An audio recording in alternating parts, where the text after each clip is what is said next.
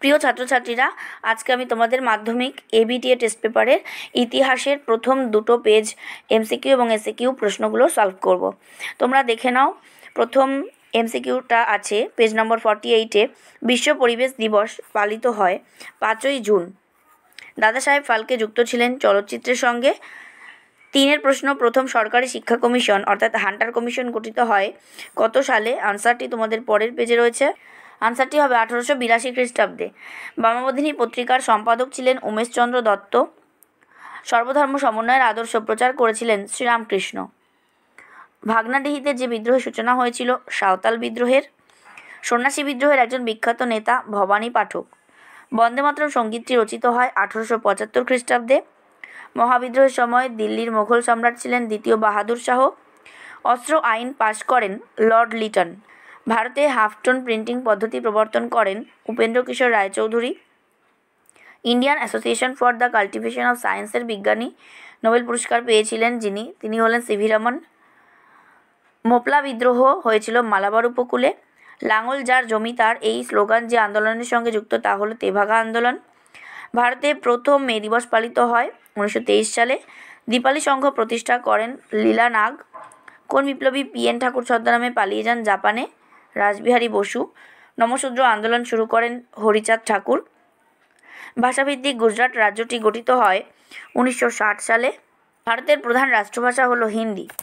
এই হয়ে গেল এমসিকিউ। এরপরে চলে আসছি এসএকিউ টাইপ কোয়েশ্চেন আনসারে। প্রসঙ্গত বলে রাখি, তোমরা যদি চ্যানেলে নতুন হও তাহলে অবশ্যই সাবস্ক্রাইব করে নাও। ভিডিওটি ভালো লাগলে অবশ্যই লাইক করো, শেয়ার করো বন্ধুদের।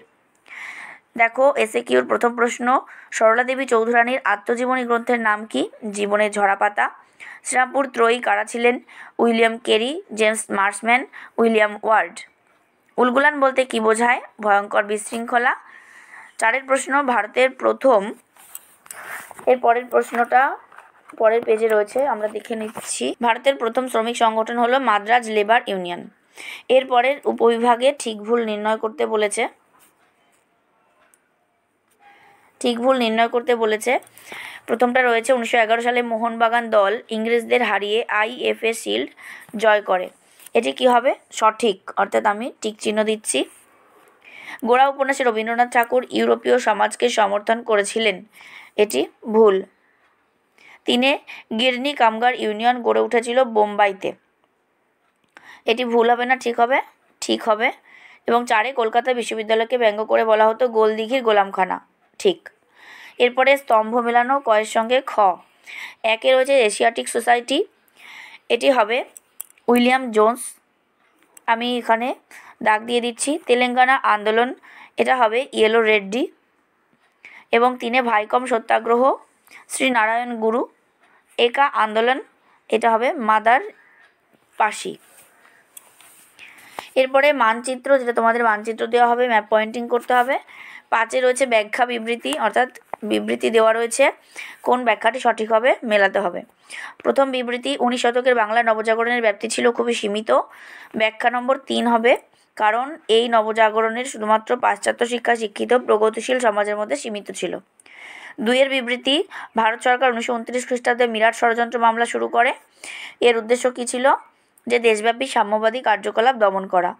ইতিহাসে প্রীতিলতা ওয়াদেদারের নাম স্মরণীয়, কারণ চট্টগ্রামের পাহাড়তলির ইউরোপীয় ক্লাব আক্রমণের দায়িত্ব পালন করেছিলেন তিনি। এবং 4-এর বিবৃতি, অস্পৃশ্যতা দূরীকরণ নিয়ে গান্ধী আম্বেদকর বিতর্ক ছিল। ঠিক, কারণ গান্ধীজি মনে করতেন যে আম্বেদকরের আন্দোলনের ফলে জাতিভেদ প্রথা আরও বাড়বে। এই হয়ে গেল পেজ নম্বর 48। চলে আসছি নেক্সট পেজ 84-এ। পেজ নম্বর 84-এ দেখো প্রথম প্রশ্ন রয়েছে, ফিউডাল সোসাইটি গ্রন্থের লেখক কে ছিলেন? মার্ক ব্লক, বা অনেক সময় ব্লচও বলা হয়। সুধীর কুমার মিত্র যুক্ত ছিলেন সামরিক ইতিহাসে। 3, কৃষ্ণদাস পাল হিন্দু প্যাট্রিয়ট পত্রিকার সম্পাদক হন 1862 খ্রিস্টাব্দে। বিশপ কলেজ প্রতিষ্ঠিত হয় 1820 খ্রিস্টাব্দে। এনকোয়ারার নামক পত্রিকাটি প্রকাশ করেন কৃষ্ণমোহন ব্যানার্জি। সুই মুন্ডা যুক্ত ছিলেন কোল বিদ্রোহের সঙ্গে। আসাননগরের নীল বিদ্রোহে নেতৃত্ব দিয়েছিলেন মেঘাই সর্দার, যিনি 1857 খ্রিস্টাব্দে সিপাহী বিদ্রোহকে জাতীয় বিদ্রোহ বলেননি। তিনি হলেন জন লরেন্স। এবং নেক্সট ব্রিটিশ ইন্ডিয়ান অ্যাসোসিয়েশন গড়ে ওঠে 1851 খ্রিস্টাব্দে।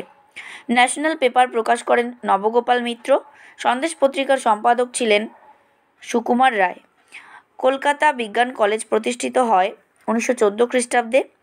মোপলা বিদ্রোহে নেতৃত্ব দেননি ইয়াকুব হাসান। বা রেলে কমিশন গঠিত হয়েছিল কত সালে? 1902 খ্রিস্টাব্দে। 1920 খ্রিস্টাব্দে সারা ভারত ট্রেড ইউনিয়ন কংগ্রেসের সহসভাপতি ছিলেন জোসেফ ব্যাপটিস্তা। জয়শ্রী নামে মাসিক পত্রিকার সম্পাদক ছিলেন লীলা রায়।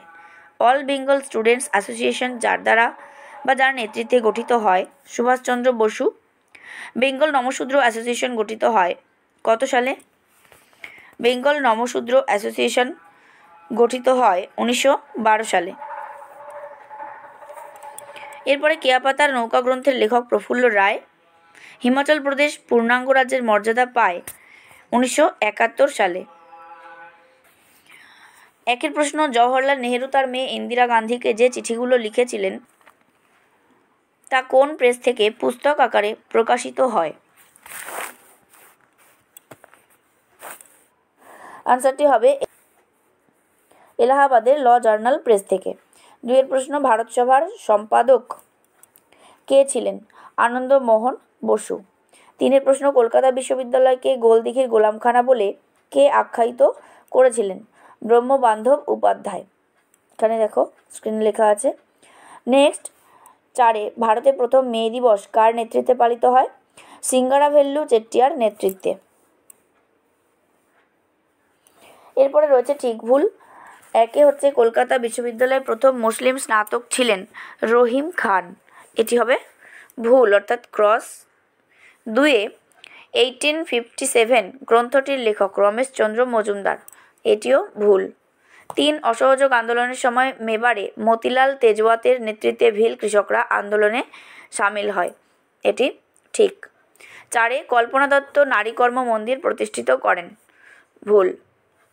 এরপরে রয়েছে স্তম্ভ মেলানো। লর্ড ডাফরিন গোয়েন্দা বিভাগের সঙ্গে যুক্ত ছিলেন। 2 কলকাতা ইঞ্জিনিয়ারিং কলেজ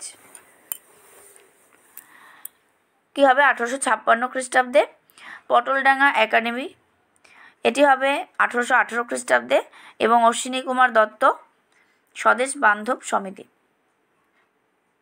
এরপরে তো ম্যাপ পয়েন্টিং, তারপরে ব্যাখ্যা বিবৃতি দেখো।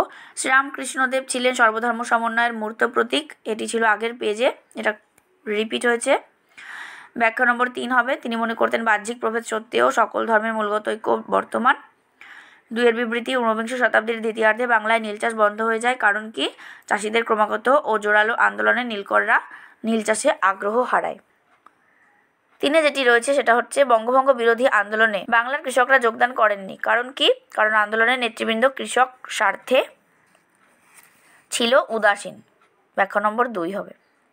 একটা রয়েছে সরোজিনী নাইডু ভারতের নাইটিঙ্গেল নামে পরিচিত, ব্যাখ্যা 1 হবে কংগ্রেসের সভাপতি রূপে তিনি সুন্দর বক্তৃতা দান করতেন বলে এই অভিধা তিনি লাভ করেন। তাহলে এই হয়ে গেল তোমাদের প্রথম 2 পেজের সমস্ত এমসিকিউ এসিকিউ সলভ। তোমরা দেখতে থাকো পরবর্তী পেজগুলো, এইভাবেই আমি সলভ করব। আর চ্যানেলে নতুন হয়ে থাকলে অবশ্যই সাবস্ক্রাইব করো, ভালো লাগলে শেয়ার করো বন্ধুদেরকে, আর লাইক করো। ভালো থেকো, টাটা।